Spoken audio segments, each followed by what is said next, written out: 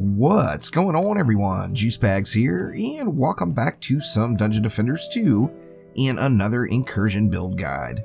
This one didn't get voted up very heavily, but there has been a few requests for a walkthrough of the Dawn of the Blood Moon Incursion. Now, remember, this is just a Chaos 3 incursion. However, there is absolutely zero reason to do this when you first get to Chaos 3.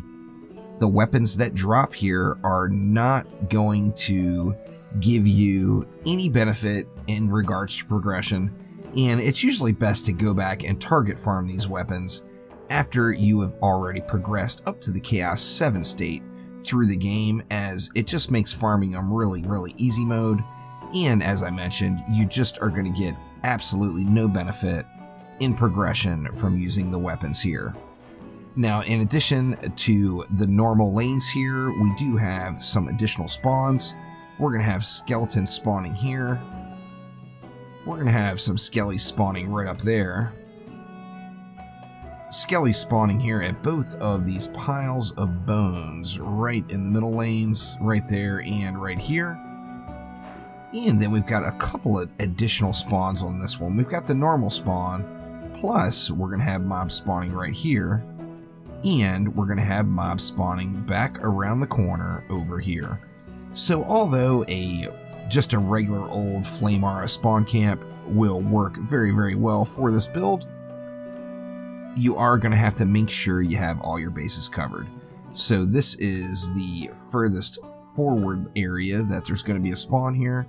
So I'm just going to go ahead and spawn camp that area right there with Flame Auras.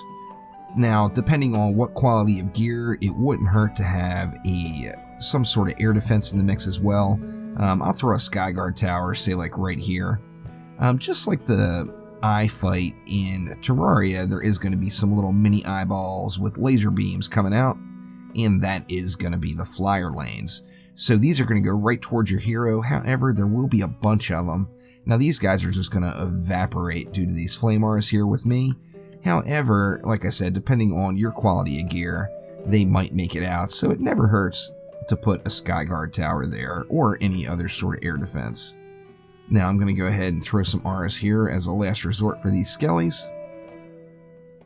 And I'm going to go ahead and spawn camp this skelly lane right here, and then that just leaves us with the middle. There's really no reason to go all the way up to the spawn on this lane. However, on the same note, it is going to shave a few seconds off the map, so, you know, why not? There's tons and tons of DU left. Let's just go ahead and spawn camp it up. Now, in addition to the extra skeleton spawns, there is also going to be the spooky themed bosses that come on the map. Now, these can drop the spooky weapons, and quite a few people are under the impression that these weapons no longer drop. However, they do indeed drop from this map and the spooky bosses themselves. They, there's one for each of the original 4 heroes, the Squire, the Monk, the Apprentice, and the Huntress, and you can get those spooky weapons right here from the special spooky bosses that will spawn throughout. Now, of course, the original spooky maps were the Dead Road and Temple of the Necrotic. However, it's no longer necessary to do those maps to farm up those spooky weapons. Of course, the hottest item, in my opinion, out of those was without a doubt the Wailing Glaive, which is the monk version. It's still sought after by many, as it is a pretty sharp looking weapon, and back in the day it was kind of a weapon of choice. I'm going to go ahead and throw another couple of spawn camp flame auras up here just to speed that lane up. And as I mentioned, the spooky weapons do spawn. I got this one earlier on a test run. I ran through the map just a minute ago and had my microphone muted for the ultimate fail, so now I'm running it once again. So Wave 2 is here. We should start seeing the spooky bosses popping up now. Of course, as we get closer to the end and Wave 5, we will get more. There's one of them down. No special spooky weapon there. Now remember, those are not guaranteed drops. It's a chance of getting it, and it's not a spectacular chance. So don't think you're going to come in and just run this map a few times and get the spooky weapons, as that's just really not an option. Now you're also going to have Trick and Treat, 2 special skeleton bosses. It's random whether or not they're coming. It's not guaranteed every time. Treat is just a normal old skelly, and Trick is got mechanics similar to Slickelion, and he will respawn throughout the waves. Now, as we saw there, the little flyer, little laser shooty mini eyeballs came out that time.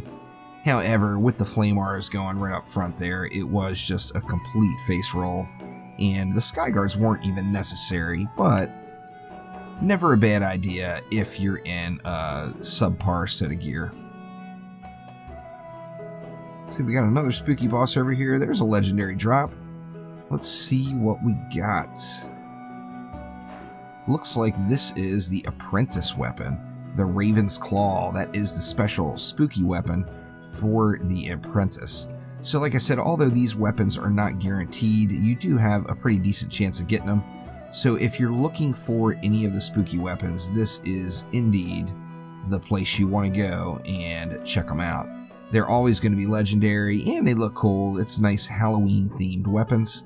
So, you know, by all means, complete the collection and come on out here to Chaos 3 and the dawn of the Blood Moon Incursion.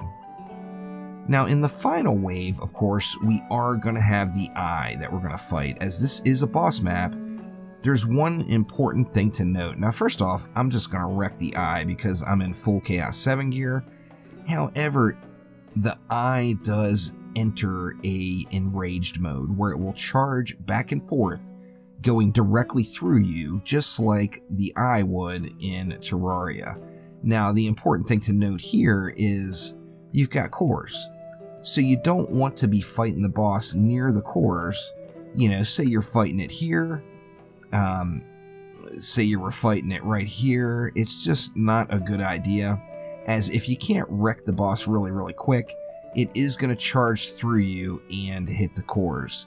So you want to be very careful of that. You can look and see where the boss is coming from before Wave 5 actually starts. So just taking a look around will show you exactly what's up and where it's coming from with the boss. So we'll keep an eye out for that right at the end of the wave. We got another spooky boss going over here. Gonna get lucky enough to get another piece? Nope. Of course, there is lots of these bosses, so it's random how many comes. However, you've got a good chance, or not necessarily a good chance, as the weapons are rare, but you do have a chance of getting multiple spooky weapons on one run. Now remember, these are not the incursion weapons. These aren't the ones that you would buy from the Wayfarer in town. These are entirely different weapons that are in the game and only available from killing spooky-themed bosses. And Wave 5 is done. Let's just do a quick check for where the boss is going to come from. It looks like we've got it right there. As you see, just plain as day, there is the eye itself. Now, I want to make sure I'm fighting them plenty far away from the core, so I'm just going to come up here and fight him right as he comes out. Now, fighting him in this area is fantastic, as there's tons of room. If you don't kill it right away and he does charge through you, you're not going to hit a core, so you don't have to worry about that. And as you see, there is no mob count, so Wave 5 is going to go until the eye is dead.